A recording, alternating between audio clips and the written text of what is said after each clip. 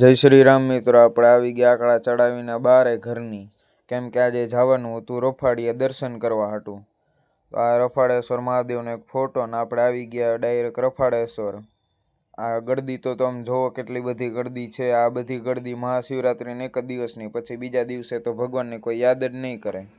આપણે જેની સાથે આવ્યા તે દેવભાઈ વ્લોગમાં આવતા નહોતા, પછી તો આવી ગયા ડાયરેક્ટ આપણે મંદિરની અંદર દર્શન કરવાટું. પણ અહીંયા જોવો તો ખરા કેટલી ગળદી છે.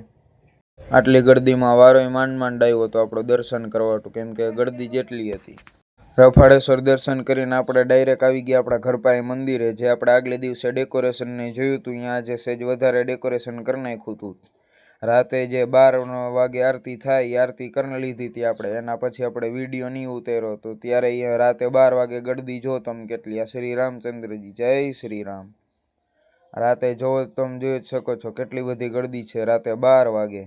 આમ તો કોઈ માણસ દેખાતું નહીં, પણ રાતે 12 વાગે દર્શન કરવા આવ્યા. શું કામ? કેમ કે મહાશિવરાત્રિ છે.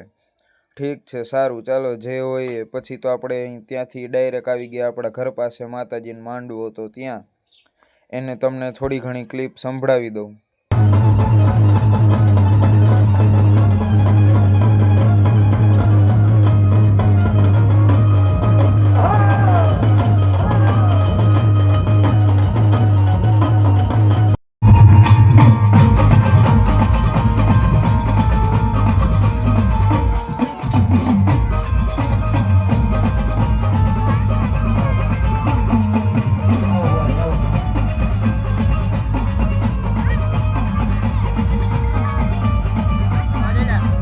પછી અહીંયા માંડવામાં આવી ગયા તા રોનક ભુવા, માતાજીના ભુવા છે એ, અને જે કલાકાર છે એનું નામ છે હિતેશ રાવલ.